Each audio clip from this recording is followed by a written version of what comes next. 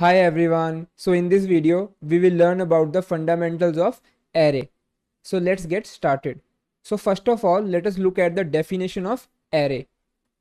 So array is a data structure that contains multiple elements of similar data type and in the sequential manner.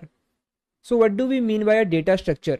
So data structure is a way of storing and organizing data and array is one of the data structure. So हमारे पास multiple data structures होते हैं but array is one of the most important data structure that is used in day-to-day programming. Okay, so array is a data structure that contains multiple elements of similar data type and in sequential manner. Okay, so now first let us understand the use case that why do we require an array. Okay, so array का use क्या होता है, let us understand that. So for that let us take an example. Now suppose हम एक school के लिए एक software build करना है in which we want to store the ages of all the students in a class. मतलब एक class में जितने स्टूडेंट्स हैं हमें उन सब की एज को स्टोर करवाना है and for that we have to write a software और we have to write a program. Okay, so suppose एक क्लास में 100 स्टूडेंट्स हैं और हमें इन सारे के सारे 100 स्टूडेंट्स की एज को स्टोर करवाना है. So for that we have to take 100 variables, right. So हमें इंटीजर टाइप के 100 वेरिएबल्स लेने पड़ेंगे तभी हम सारे के सारे 100 स्टूडेंट्स का डेटा स्टोर करवा सकते हैं, right. But we can imagine that कि एक प्रोग्राम के अंदर 100 वेरिएबल्स को मैनेज करना प्रैक्टिकली इम्पॉसिबल है, right. So that is why we have this concept of array. So array के अंदर क्या होता है, एरे के अंदर हम multiple elements of similar data type store करवा सकते हैं in the sequential manner. Okay, so how do we declare an array. So सबसे पहले हमें बताना पड़ता है कि एरे के अंदर हम किस टाइप के एलिमेंट्स स्टोर करवाना चाहते हैं. Then we have to tell the name of the array and then we have to specify the size of the array, that is the number of elements that we want to store in that particular array. So हमने ये एक integer array लिया जिसके अंदर हम 100 elements को store करवा सकते हैं. Okay, so now how to access the 100 elements data. So जब हम करेंगे s of 0, so this will give us the age of first student. Then if we do s of 1, this will give us the age of next student and so on till s of 99. So this will give us the data of last element. Okay, so now managing this data is very easy because इस case में सारे के सारे 100 students की जो as है वो sequential manner में स्टोर हुई हुई है, राइट.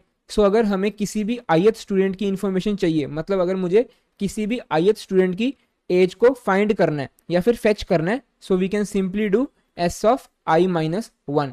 सो अगर हमें फर्स्ट एलिमेंट की एज चाहिए होगी so we will do s of 0.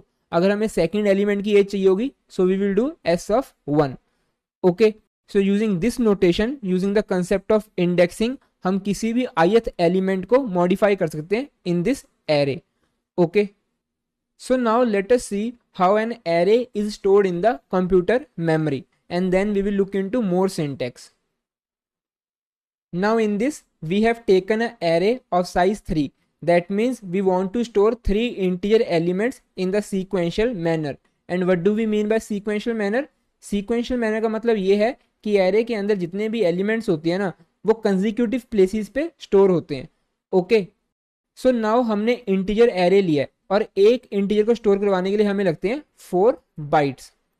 So 3 integer elements को मेमोरी में स्टोर करवाने के लिए हमें कितनी कंटिन्यूअस स्पेस चाहिए होगी, 4 into 3.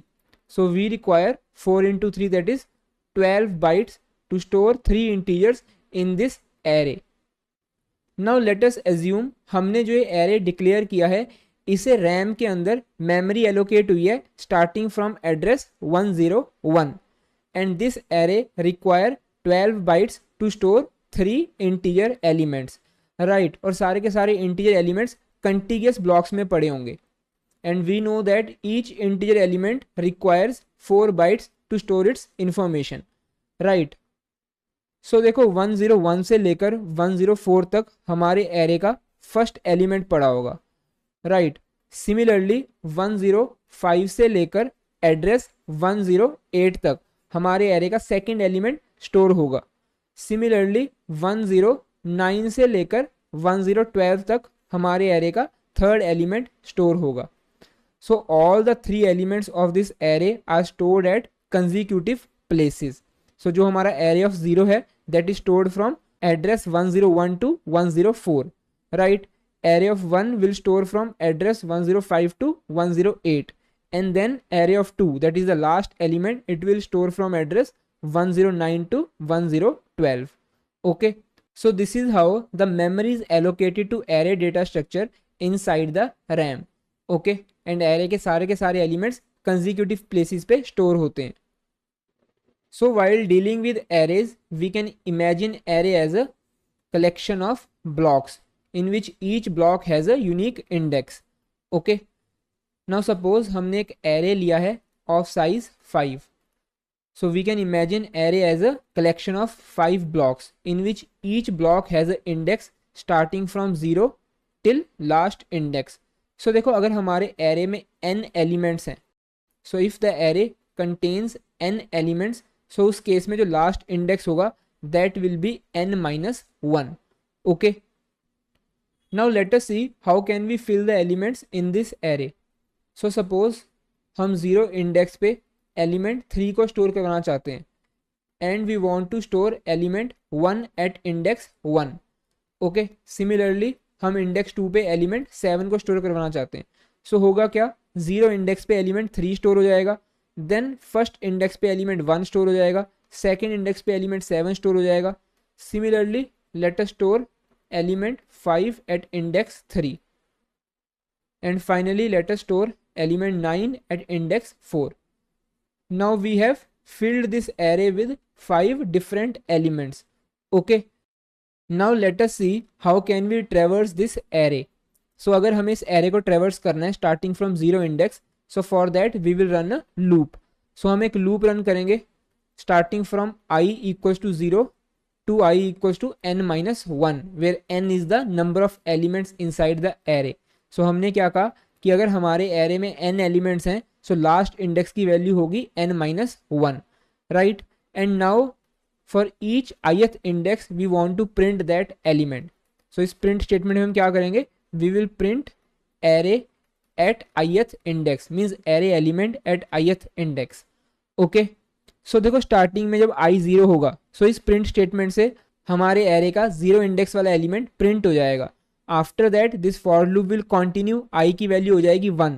सो उसके बाद जो 1 इंडेक्स पे एलिमेंट होगा वो भी प्रिंट हो जाएगा, right? So this way we can access all the elements of this array using this for loop. And हम इसी नोटेशन को यूज करके एरे के एलिमेंट्स को मॉडिफाई भी कर सकते हैं लाइक दिस.